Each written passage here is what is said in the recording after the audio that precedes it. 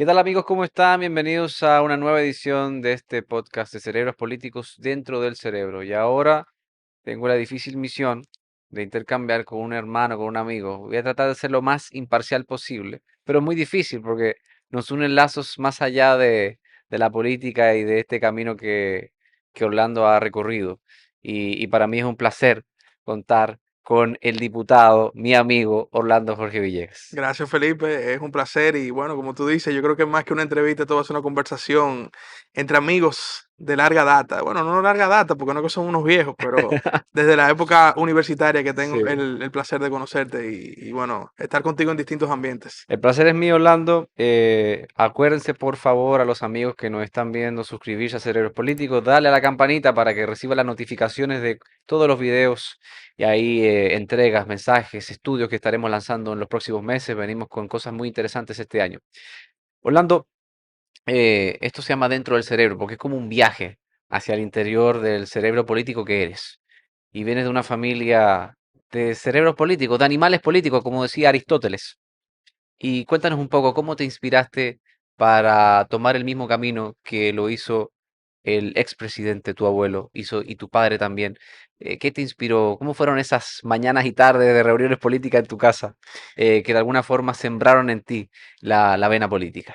Tú sabes que yo desde muy niño, como vivía en el mismo hogar que mis abuelos, no en el mismo hogar, pero era en la misma propiedad, estaba en la casa de mis abuelos, de don Salvador y doña Cela, en una casa al lado estaban mi madre y mi padre. Vivía también la hermana de mi abuelo, doña Lidilia, y la hermana de mi abuela, doña Cela. O sea, era gran parte de la familia, vivíamos en una misma propiedad. Y yo desde niño estuve acostumbrado a codearme con gente mayor que yo, porque la casa vivía o llena de políticos, o llena de empresarios, o amigos de mis padres y mis abuelos, que obviamente eran mayor. Y yo era un niño, un freco. Entonces yo me metía en las conversaciones, escuchaba. Y sobre todo, Felipe, yo tuve la oportunidad de una gran parte de mi infancia y mi juventud crecer al lado de mi abuelo muy cerca. Mi abuelo ya estaba retirado de la vanguardia política, estaba ya en la retaguardia, ya había sido presidente y él, después de la persecución política de Balaguer, pues decidió de alguna manera no seguir ya, digamos, con temas de aspiraciones, ni se dio el paso a una nueva generación que le encabezaba en ese momento José Francisco Peña Gómez. Como compartí mucho con mi abuelo, él me ponía a leer los periódicos, me ponía a ver noticias con él.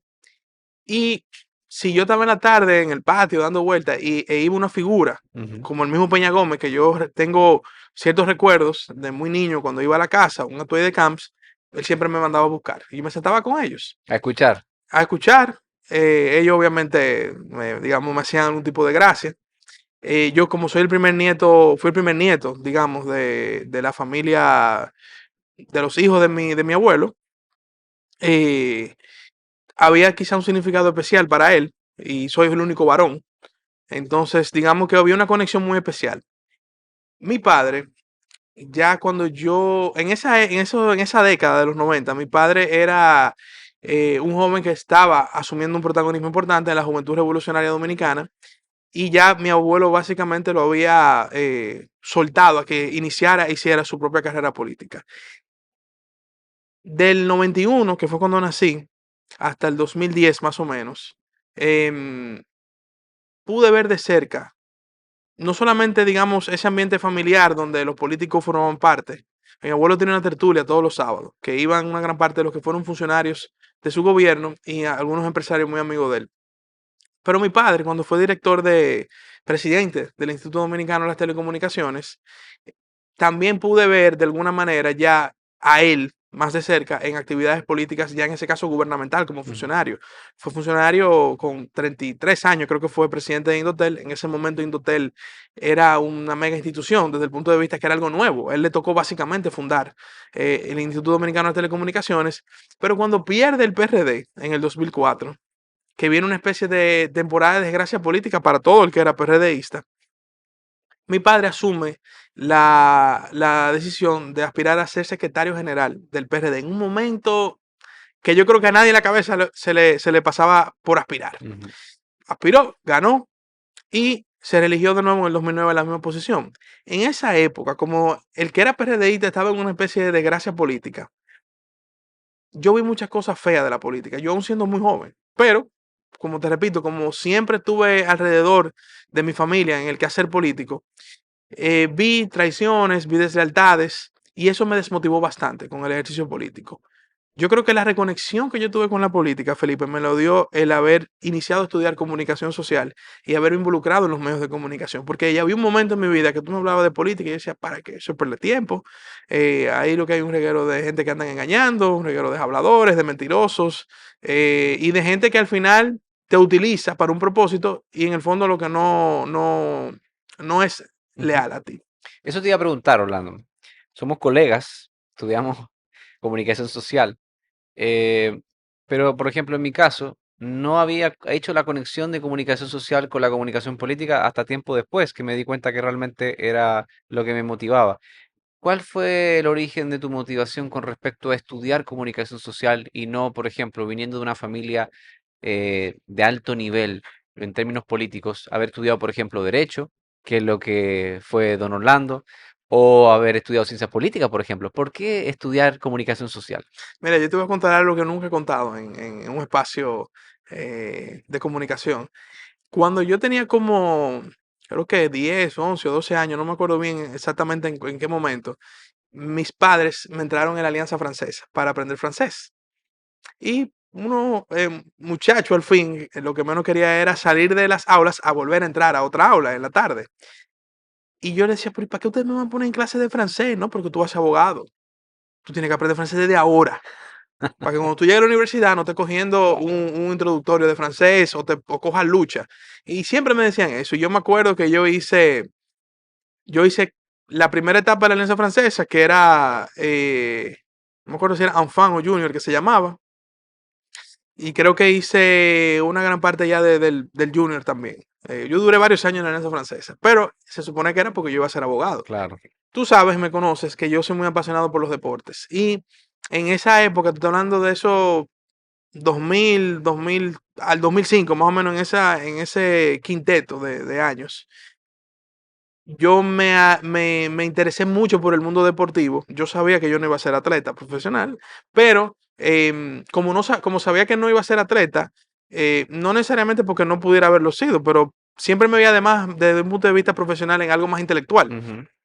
Pero siempre me interesó mucho el área gerencial del mundo deportivo, la parte estratégica y sobre todo en el béisbol, que es el deporte que más me gusta. Y en esa época, que fue la época prime de Pedro Martínez, David Ortiz, Manny Ramírez, y el primer libro que yo me leí por voluntad propia fue Moneyball. Lo compré en el año 2006. Fue también mi primer pedido por Amazon, con 15 años. En mi mentalidad en esa época, yo lo que quería era ser abogado por un tema de tradición familiar, Sí, pero yo quería hacer una maestría en gerencia deportiva porque yo combinar esas dos no me pasiones. visualizaba en la política para nada. Todavía no había visto lo que te comenté el lado oscuro de la política, pero era como que, bueno, yo no estoy obligado a ser político. Y después, cuando mi padre lanza el programa Líderes en el año 2005, me comienza a llevar al estudio los viernes al mediodía. Yo salía del colegio a las 2:30, me mandaba a buscar en el vehículo y yo iba al estudio en Color Visión porque grababa esa hora. A ver la Y yo grabación. iba a ver la grabación. Para mí, ir a un estudio de televisión, eso era lo último los muñequitos, ver a mi padre, porque ya una cosa es un estudio, pero tú ves a tu papá entre las luces, las cámaras y entrevistando, era algo que a mí me llamaba mucho la atención y me fue creando una especie de curiosidad por los medios y sobre todo la tecnología, que también es otra de las áreas que me apasiona bastante. Yo luego me voy a estudiar a Brasil por unos años y allá entro como pasante en un canal de televisión y en una agencia de noticias. Entonces ya como que el clic que tuve, aquel momento que iba al estudio de televisión, comenzó a realmente vibrar en mí un interés real Ujú. por trabajar y estudiar algo vinculado a la comunicación. Yo sé que mi familia hubiesen preferido que yo estudiara derecho, sobre todo mis abuelos. Eh, yo en un momento no sabía cómo decirle a mi abuelo que yo no iba a estudiar derecho. Porque mira, mi abuelo, aunque fue un gran político, fue presidente, senador, yo siempre he dicho que él era un gran apasionado del derecho y creo que intelectualmente fue mucho más un jurista que un político. Y él quería, y él me dijo una vez, en el año 2010, él sufría de Alzheimer. Entonces, la memoria a largo plazo era buena, pero la de corto plazo no era muy buena. Y él me decía, tú tienes que asumir la oficina porque ya Orlando es política 24/7. Sí. Entonces, en ese momento mi padre era aspirante a senador en Santiago. Pero ese clic con la comunicación vino de ver a mi padre grabando su programa y ya luego yo probar, digamos, el mundo de los medios de comunicación, que tú sabes que aparte de la política es mi gran pasión. Hay una anécdota que no estoy seguro si es de tu padre o tuya, en la que, de nuevo, creo que es tu abuelo que te dice, o quizás se lo dijo a su hijo, pero probablemente fue a ti. Corrígeme, por favor. Donde le dijo, mira, prepárate, que este hombre ha tomado el rumbo político, lo va a ver muy poco, pero es parte del sacrificio de la vida política. Fue amén. Fue justamente en esa conversación, lo recuerdo, en el año 2010. Yo como tenía esa conexión muy fuerte con mi abuelo, siempre lo iba a ver a la oficina de abogados y me sentaba en la tarde con él leía el Nacional, me acuerdo, el periódico, y yo me sentaba a compartir con él noticias, hablábamos de política, y yo de alguna manera estaba comenzando a participar también en el entonces partido. Y ahí él fue que me dijo, mira, tú tienes que asumir la oficina, porque Orlando ya está 100% en política, candidato a senador, y cuando tú te metes ya en ese nivel, no hay vuelta atrás. Ujú. Entonces, lo tengo bastante latente esa conversación, porque realmente mi padre en sus, yo te diría que desde que salió de Indotel ya se dedicó a la política totalmente. Claro, primero en un escenario dentro del partido como secretario general, luego en esa aspiración a senador y luego construyendo Ujú. una nueva propuesta que es la que hoy dirige el país. Orlando, ¿te acuerdas el día o el contexto, el momento? Porque, claro, todos vimos y yo particularmente me sentí muy contento cuando comencé a ver las vallas y en el año 2020, en medio de esa pandemia, una campaña tan atípica. Pero la decisión de salir al ruedo, decir, ok, vamos en serio con la política, me voy a candidatear como diputado por la UNO. ¿Cómo fue esa decisión? ¿Te acuerdas en qué contexto fue? Tú sabes que yo en los últimos años antes del 2020 estaba trabajando en los medios de comunicación como ejecutivo y también en algunos programas como panelista. Yo ya había generado una relación muy fuerte política y personal con el hoy presidente Luis Abinader. Y desde la campaña, antes de la campaña del 16, pues me había integrado en su proyecto y obviamente en fundar el PRM. Yo estaba en ese momento en la política, pero quizás más atrás de cámaras, colaborando en el proyecto de Luis Abinader en los temas precisamente de comunicación. Pero en el año 2018, más o menos, me comenzó a dar una cierta inquietud el aspirar, el lanzar algún tipo de aspiración, porque mira, Felipe, los que somos hijos o nietos de políticos, existe el cliché de, bueno, él es diputado porque él es hijo de o nieto de. Pero eso no es así. Uno tiene que ganarse su espacio. Y yo pienso que si mañana Luis Abinader era presidente de la República y yo sabía que mi padre iba a ser funcionario, yo sabía que mi tía, que también hizo un trabajo para que el hoy presidente fuera exitoso, iba también a tener su propio espacio en el gobierno del presidente Abinader. Entonces, yo dije, bueno, Orlando Jorge Mera se ha ganado su espacio, porque su trayectoria así lo ha demostrado. Sí. Dilia se ha ganado su espacio, porque también su trayectoria así lo ha demostrado. Yo tengo que comenzar a ganarme mi espacio por mi propio nombre. Y al mismo presidente Luis Abinader yo tenía que demostrarle que independientemente de nuestra relación, yo podía generar un espacio político basado en el trabajo de calle y el trabajo comunicacional político dentro y fuera del PRM. Y eso me generó esa inquietud. Entonces yo hice un análisis y dije, bueno, todo parece ser que Farideh Raful va a ser la candidata a senadora. Por lo tanto, queda una vacante en la circunscripción número 1. Y Wellington Arnott en ese momento era precandidato presidencial dentro del Presidencial. PRM. Entonces, Wellington no es verdad que iba a ser precandidato presidencial y después volver a ser diputado. O sea, obviamente, si como se generó toda la expectativa en torno a una presidencia de Luis Abinader, era obvio que Wellington sonaba para ser un funcionario. Entonces dije, bueno, veo que los dos diputados del PRM no van a repetir. Y esta es una circunscripción muy particular, es una circunscripción de lo que llamamos los perfiles. Un perfil que, digamos, que pueda tener acceso a los medios de comunicación, Ujú. que haga el trabajo de campo y que tenga un cierto arraigo en la sociedad de esta circunscripción, que como te repito, es muy peculiar. Yo no estoy hablando de si tú tienes que ser popio o guau, guau, guau. Yo lo que te digo, por ejemplo, yo he vivido en Naco toda mi vida. Yo tengo arraigo en esa comunidad. Los naqueños me conocen desde que yo era un niño, cuando yo vivía frente a la Yuca, que es en Naco también, hasta luego que he vivido ya cerca del Parque La Arboleda. Entonces, a eso me refiero cuando digo que tiene que tener cierto arraigo en Ujú. las comunidades de la circunscripción número 1. Yo hablo con Luis, no, yo hablo con mi padre primero. Y le dije, mira, yo estoy pensando esto, ¿qué tú opinas? Mi papá siempre fue un momento muy resistente a que yo me involucrara de lleno en la política hasta que yo no tuviera un perfil profesional bien acabado y, digamos, una generación de ingresos razonable para poder dedicarle tiempo a la política, porque naturalmente el que se mete a la política de lleno sin tener un buen sustento de vivir, Sacrifica muchas cosas. sacrifica mucho o termina en corrupción, una de las dos. Yo creo que en ese momento yo había alcanzado un nivel de estabilidad, digamos, personal y profesional que me permitía dar el paso hacia la política. Y mi padre en ese momento me dijo, yo estoy de acuerdo, creo que es un buen ejercicio y a ti te conviene en este momento. Pero él me dijo, pero vamos a hablar con Luis. Fuimos a hablar con el entonces Luis Abinader, el hoy presidente, en una conversación muy íntima, muy personal, muy hasta familiar.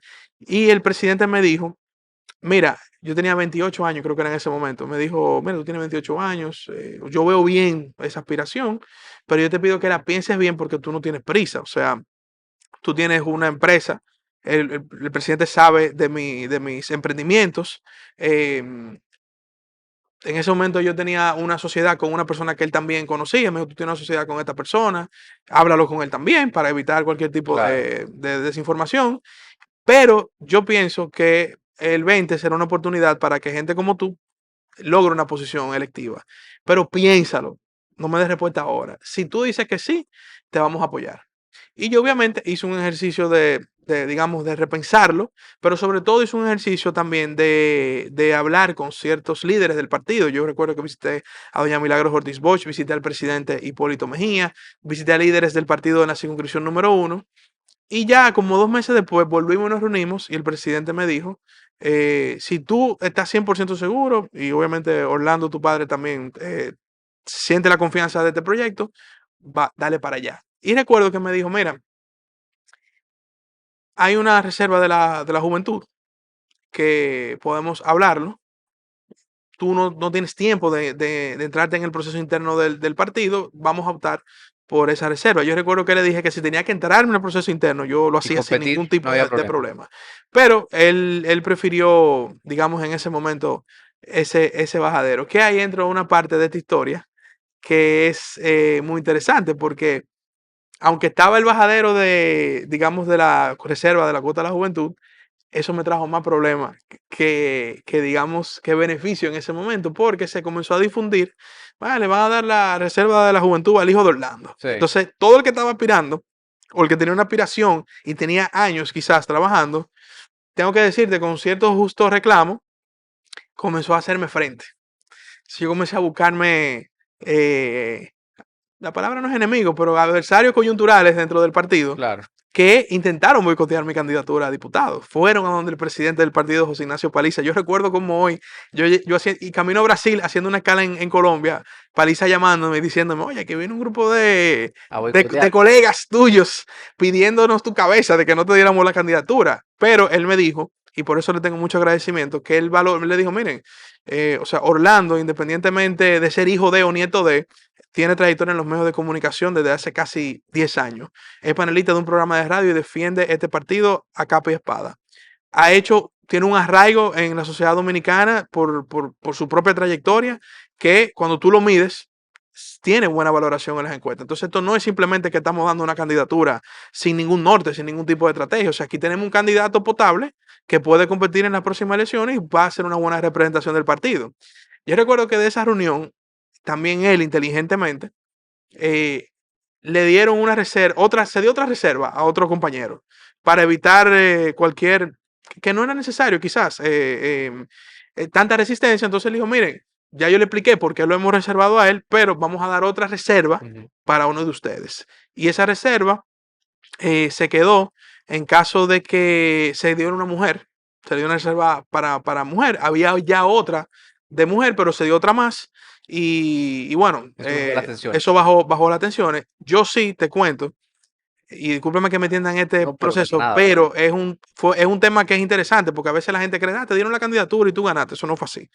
yo comencé a visitar las bases de la circunscripción número 1, porque si bien los medios, digamos, de alguna manera te abren la puerta a través de la pantalla o de la propia radio, no es lo mismo el contacto cara a cara. Claro, Y aunque yo trabajé ciertos rasgos, como te digo, en los sectores de clase media de la circunscripción número 1, no así había hecho un trabajo en los sectores más populares. Entonces yo iba a las direcciones del partido en las distintas zonas y yo me presentaba, porque yo sabía que había gente que tenía compromiso con otro candidato. Pero yo iba institucionalmente, miren, hola, yo soy fulano de tal, algunos los conozco, otros no, quiero presentarme, voy a ser candidato a diputado. Yo sé que hay gente que tiene compromiso y yo respeto eso, Felipe. Yo solo decía, mira, a mí el que me venía de que, mira, yo voy a dejar de apoyar a fulano por apoyo, yo decía, no, no, no, porque yo no vengo a robar gente aquí. O sea, yo soy muy respetuoso de las lealtades y yo creo que eso deja mucho que decir una persona, porque si se claro, lo hizo al otro para venir contigo, mañana te lo puede hacer al claro, se otro. te va a virar. Entonces, pero eso generó un acercamiento de muchas de las bases que es verdad que de alguna manera habían trabajado con mi padre, habían trabajado con mi abuelo, habían trabajado con, por ejemplo, Eduardo Sanz Lobatón, que fue precandidato a varios procesos internos y es una persona que también me apoyó bastante en mi proceso como candidato a diputado. Pero por más que ese otra lección, Sí, que es bueno decirla, no es verdad que ni porque mi papá llamara a un dirigente o Yayo, hay que apoyar a Orlandito. Si tú no vas y te sientas con ese dirigente claro, que ganar. y hay una conexión, olvídate que una llamada no va a funcionar. El bajar línea no funciona como la gente cree, Así es. eso no es así. Orlando, ya en el hemiciclo, en el día a día de las sesiones legislativas y de todo lo que hemos vivido, vas rumbo a 3 años ya como diputado, 2 años y medio, entrando ya en la segunda mitad de tu tercer año. ¿Cuál ha sido el principal aprendizaje de este proceso tan particular? Son muchos, son muchos aprendizajes. Yo creo que el principal aprendizaje han sido dos. Tener paciencia, porque la Cámara es muy burocrática, el Congreso, o sea, la mecánica del Congreso es muy burocrática y la verdad que uno llega con un ímpetu de querer lograr resultados en un tiempo muy rápido, pero la realidad no es esa. O sea, fíjate que vamos para 3 años. Yo todavía no he logrado tener mi primer proyecto de ley aprobado. Sí he tenido varias resoluciones aprobadas. Sí he participado en proyectos de leyes importantes que se han aprobado, que lo ha enviado el Poder Ejecutivo o han sido por una necesidad importante de la sociedad. Sin embargo, entendí que no podía desesperarme tampoco, porque a veces, Felipe, pasa una legislatura, pasa otra, pedime el proyecto, está en la comisión tiene el informe, pero no llega al pleno y tú dices, Dios mío, pero me voy a volver loco. Yo aprendí a tener paciencia. Y número dos, el segundo gran aprendizaje es buscar consensos. A veces uno piensa que un proyecto de ley, por más bueno que sea, va a tener el apoyo automático de todo el mundo. Y es lo mismo que te decía de bajar línea. Hay que hacer un trabajo de consensuar los proyectos de ley, de sentarse con los colegas, explicárselo. Te voy a poner un ejemplo. El proyecto de ley de esports. Los esports, quizás todavía hay una generación, como yo he dicho, que lo ve como el jueguito. Pero los esports son una industria billonaria en el mundo entero. Y en la República Dominicana tenemos ya equipos compitiendo a nivel internacional muy importante, campeones en categorías individuales, como es el caso de Saúl Mena, y muchos jóvenes de distintas clases sociales proyectándose en un nivel profesional. Cuando yo introduje el proyecto de ley, me pasaron dos cosas. Un grupo de diputados, que no me malinterpreten mis colegas, mayores que yo, me decían, yo te entiendo porque mi hijo juega. Y yo le he comprado todos los aparatos y la computadora especial y etcétera. Entonces, yo sé por dónde tú vas. Pero hubo otros que naturalmente tenían sus dudas. Ujú. Y uno quizá decía, bueno, pero este proyecto, digamos, es un aspecto hasta incluso de la economía que se va a fortalecer. Pero yo tuve que sentarme con colegas que me preguntaban, por ejemplo, bueno, pero si se vuelve obsesivo con el videojuego? Y el tema de salud mental.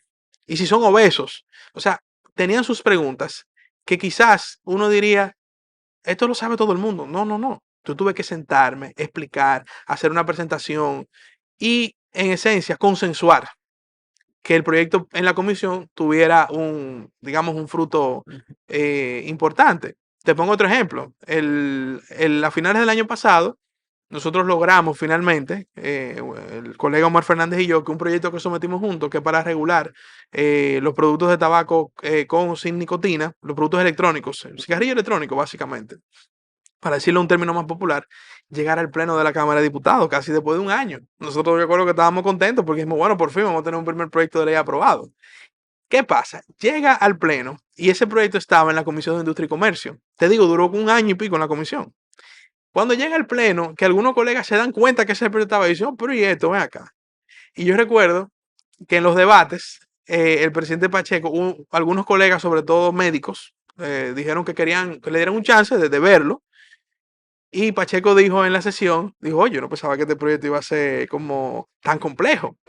Y ya con el proyecto Felipe a punto de aprobar, yo pedí la urgencia para aprobarlo en 2 lecturas. Oye, yo estaba feliz, estaba contento. Recuerdo que yo creo que era el día que hasta papi iba a cumplir años. Yo dije, oye, qué regalo. Se echó para atrás para volverlo a enviar a la comisión, para darle oportunidad a que algunos colegas, sobre Lo todo que conocieron. son médicos, dieran su opinión. Ay, Y nosotros no tuvimos problema porque al final te repito, nadie va a pasar el rolo de esa manera, ni mucho menos. Es un tema de buscar consenso, pero esos son, digamos, de los grandes aprendizajes que uno se ha llevado, digamos, del trabajo adentro de la Cámara de Diputados. Ahora en aprendizaje afuera también. Yo recuerdo que en campaña mucha gente te decía, no, pero los diputados tienen que resolver caja fúnebre, tienen que resolver recetas, sí, tienen que resolver. Y uno pensaba de que, bueno, eso será a veces un mito, una realidad. No es mito, es una pura realidad. O sea, el trabajo, y aquí te voy a decir algo muy importante, que incluso he pensado escribir de eso. Ustedes no se imaginan el trabajo que hacen los legisladores en mantener la paz social en la República Dominicana. Cada vez que se acerca una persona y te pide literalmente una caja fúnebre, o te piden una pelota de baloncesto para una cancha que no tiene, o que lo ayudes a remodelar una cancha o ayudar a una vivienda, uno lo canaliza con las claro. instituciones importantes. Pero si uno no tiene, digamos, em, esa vocación de servicio, de poder generar un acercamiento entre una Claro, persona. legisladores con una suerte de puente. Exactamente. Si no se genera ese puente, ustedes no se imaginan los problemas sociales que hubiesen en este país, que ya de por sí tiene una deuda social grande Sí. con una parte importante de esta sociedad. Y yo quiero dejar, eso para mí ha sido una gran lección, no es por el hecho de gestionar, es porque uno ahí ve realmente la gran cantidad de precariedades que esta sociedad por años ha preservado y como una gente, tú con un gesto, mira, por ejemplo, yo fui el otro día al Rosmil, es una zona de mi circunscripción. Me junté con la junta de vecinos. Me dijeron, oye, me faltan 9 bombillos aquí. De noche todo está oscuro. No podemos salir. Y es un residencial de personas mayores, todavía de residencia, ahí no hay torres. Y son gente muy, muy humilde y muy, muy de su ciudad, de su circunscripción. ¿Tú me entiendes? Son gente muy, son el capitaleño tradicional.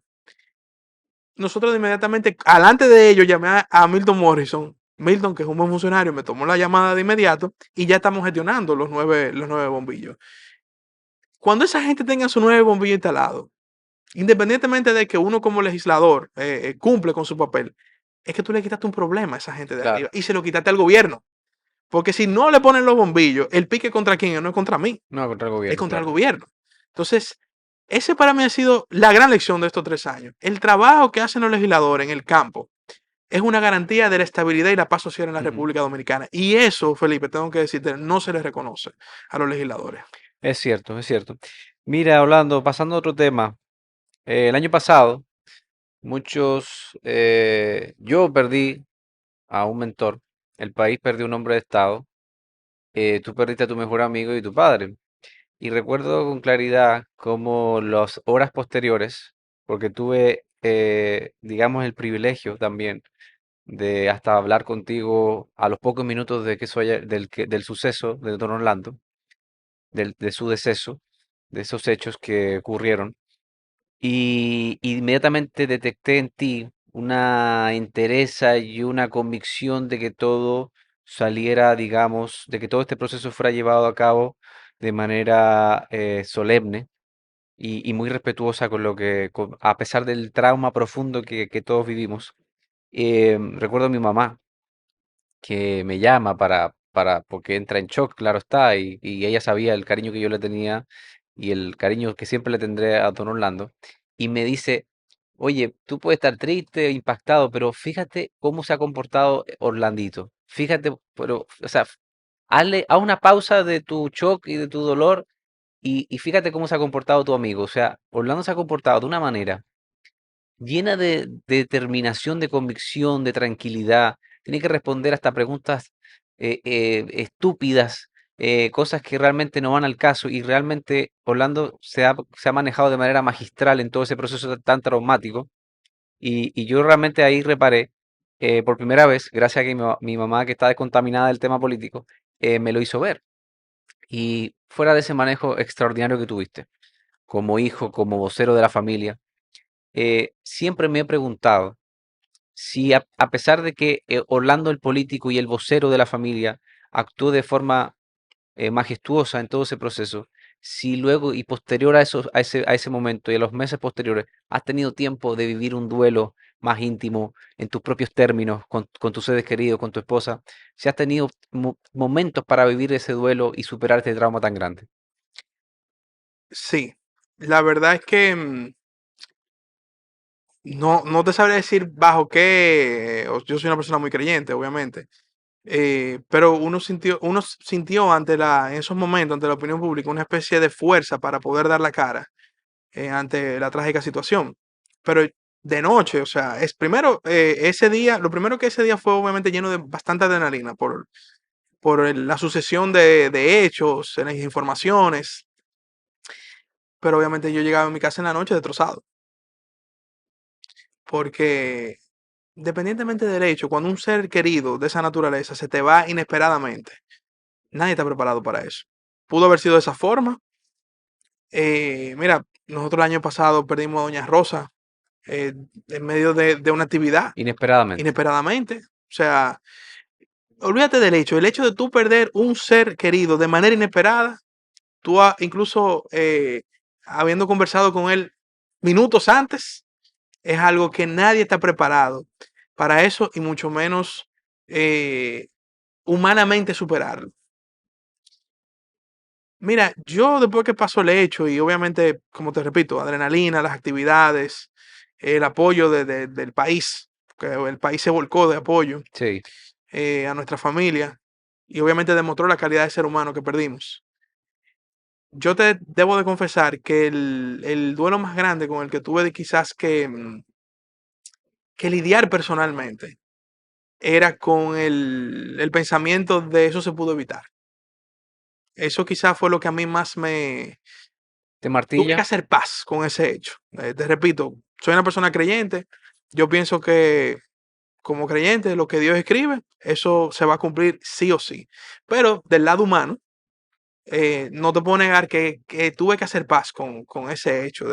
Uno se pone a suponer, óyeme, ¿y si alguien te hubiera dicho que esa persona estaba en esa actitud? Y, mira, no lo dejen entrar, o papi, ten cuidado, ¿tú me entiendes? O sea, eso fue lo que a mí más me costó, digamos, con superar a nivel de duelo. Porque fuera de eso, mira, si tú analizas la historia de Orlando Jorge Mera, que yo sé que tú la conoces, estamos hablando de una persona que estaba básicamente realizada desde cierto punto de vista, porque yo siempre le decía que él casi había vivido tres vidas. Muy joven le tocó vivir muchas cosas, digamos, ser hijo de en su momento senador del Distrito Nacional, ser hijo de un presidente en plena adolescencia, en un momento donde hoy día quizás los hijos de un presidente tienen que esconderse porque la sociedad puede opinar de sus vidas de una manera más amplia que antes, pero mi padre cuando fue hijo de un presidente era básicamente eh, una extensión de mi abuelo. Le tocaron muchos viajes oficiales, le tocó hacer relaciones importantes desde muy jóvenes, entrar, digamos, en esta sociedad en un rol importante desde muy temprana edad y luego le tocó asumir un momento de desgracia familiar también muy joven y salir de esa desgracia familiar, hacer su carrera política, hacer su familia, hacer su vida, tener su oficina de abogados, su programa, rescatar un partido, formarlo y llegar al gobierno para llegar a él ser ministro de Medio Ambiente en una posición que él estaba sumamente contenta, una posición inesperada para él, pero sumamente contento. Como yo dije, él estaba en el mejor momento, estaba un hombre realizado. O sea, humanamente sus hijos ya estaban grandes. Él, una familia, digamos, estable, Ujú. ya todo el mundo básicamente personalmente Realizado. realizado y él políticamente en su mejor momento. Sí. Y no solo eso, sino que estaba haciendo, tú lo sabes, una gestión Extraordinario. extraordinaria. 7 días a la semana, todos los días involucrado, Sacando el forro, como decía. literalmente, sin ningún tipo de que, yo estoy cansado ni nada, él estaba feliz. Incansable. Entonces, cuando yo conozco personas, cuando en este proceso mucha gente me decía, yo perdí a mi padre a tal edad, a tal momento, y yo veía gente que yo decía, wow, o sea, esta persona básicamente no conoció a su papá, o lo perdió muy chiquito, no pudo convivir con él, o su papá murió muy joven, el papá no tuvo quizá la oportunidad de vivir o de realizarse.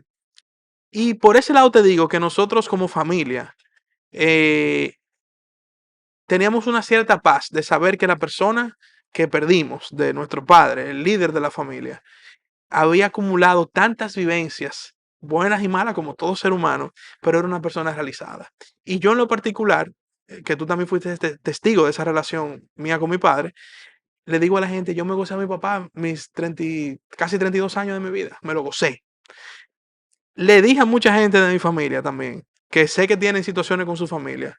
Miren, yo perdí a mi papá de un fuetazo en un momento, y nosotros nunca tuvimos peleado, ni mucho menos. No, no se pongan a pelear con familiares, eso no vale la pena. Porque mira, tú nunca sabes el final, ni el día ni la hora. Entonces, yo tuve mi momento de duelo, o sea, de noche yo llegaba a mi casa destrozado, porque qué viejo, nadie está preparado para eso. Nadie, ningún ser humano está preparado para eso. Pero nosotros, Felipe, también hemos sido una familia de resiliencia histórica. O sea, hemos estado en momentos adversos y hemos sabido cómo levantarnos en esos momentos. Desde mi abuelo hasta ahora, hemos pasado situaciones difíciles como también situaciones muy buenas.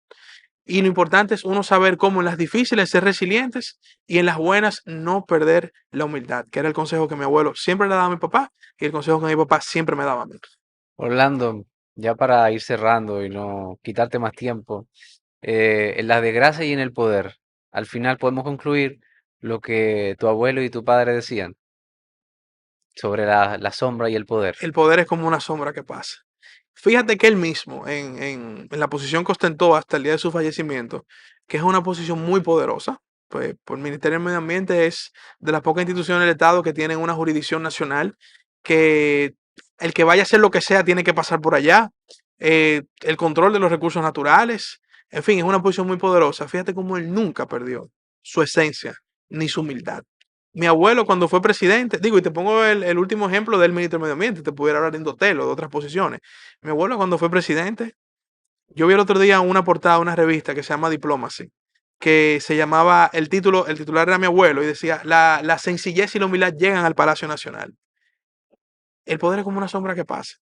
Nadie puede pensar que se va a perpetuar en el poder, ni puede cambiar la forma de antes a llegar al poder, porque yo le digo a muchos amigos míos funcionarios, que veo que tienen personas nuevas en su círculo, eso es normal. Mucha gente buena de verdad que quiere hacer un trabajo y mucha gente oportunista. Yo le digo, hay gente que son amigas del cargo, Ujú. no amigas de la persona. Y por eso, Felipe, esa frase de el poder es como una sombra que pasa, resume para mí la virtud más importante en la política, que es la lealtad. Para mí, el político leal es el que va a perdurar en estos tiempos. Siempre habrán los desleales, siempre habrán los traidores, pero el líder político tiene que ser leal con su gente y saber distinguir quién es un aliado coyuntural de quien ha estado con él desde su inicio y se ha guayado la yuca y ha estado en las buenas y en las malas. Ujú. Por eso esa frase, el poder es como una sombra que pasa, es el mejor ejemplo de que uno no puede obnubilarse en una posición de poder, engreírse, maltratar. Mira, yo te voy a decir una cosa. En gobiernos pasados hubo gente que maltrató mucho. Mucho, mucho, mucho. Yo no estoy hablando que maltrató a la oposición. Yo te digo, aquí hubo maltrato hacia ciertos sectores en gobiernos anteriores. Y una acción trae una reacción. Yo creo que no tengo que explicarte más nada después de eso en ese Sí, contexto. así. Entonces, uno no puede nubilarse, uno tiene que mantener su esencia, porque también al final el político que pierde su esencia está destinado al fracaso. Bueno, Orlando, podemos hablar 3 horas y cuatro, pero obviamente tengo que respetar los tiempos de producción. Eso sí, tenemos algunas preguntas de los seguidores de Cerebros Políticos que me gustaría hacer.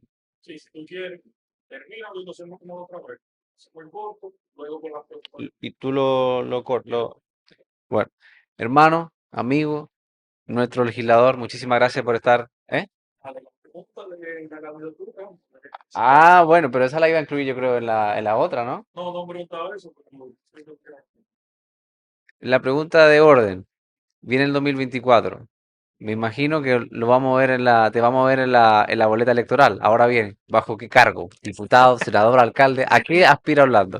Tú sabes que hubo un empresario muy destacado de este país que un día me dijo a mí, el político que diga que no aspira a presidente es un mentiroso. Sí, Diciendo todos los políticos quieren ser presidente. claro. Mira, yo tengo una aspiración por encima de diputado en este momento. Yo entiendo que hemos hecho un gran trabajo en la Cámara. Obviamente voy a dar un resultado legislativo en el tiempo que queda, que yo pienso que es lo que es el reto que tengo todavía en este periodo. Pero yo creo, Felipe, que en el Instituto Nacional, así como se generó una coyuntura en el 2020 para poder ser diputado, en el caso de mi partido, creo que un partido que promueve el relevo, yo creo que hay una oportunidad en un escaño superior Un poquito más arriba. en mi partido, en el Instituto Nacional. Y obviamente yo soy una persona muy disciplinada, yo acato lo que mi partido decida, yo soy un jugador de equipo, no soy un llanero solitario. Y por eso al final estamos haciendo un trabajo en todo el Instituto Nacional, la circunscripción 1 naturalmente, pero en la 2 y en la 3, dándonos a conocer, llevando nuestras propuestas, nuestras ideas, colaborando con esas comunidades. Y lo que decida la militancia del partido, nosotros lo vamos a acatar.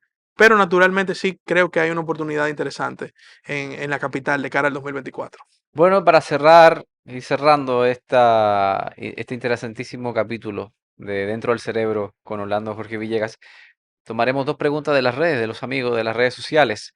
La primera es esta noción de que este gobierno es de popis y que se han olvidado de los guaguaguá. ¿Qué tú opinas de eso? No, eso es mentira. Este es un gobierno de popis y guaguaguas y popiguas.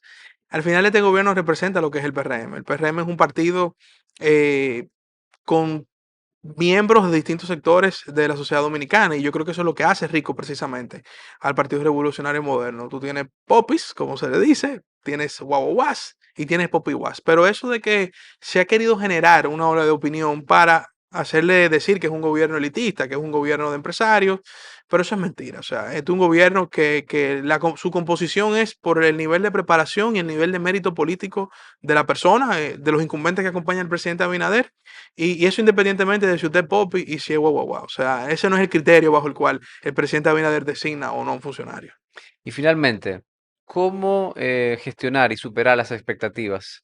Orlando Jorge Villegas, viniendo de una familia tan exitosa, nieto de un expresidente, de un ex senador, de un expresidente del Indotel, y para mí, ser hijo del mejor ministro que ha tenido este gobierno.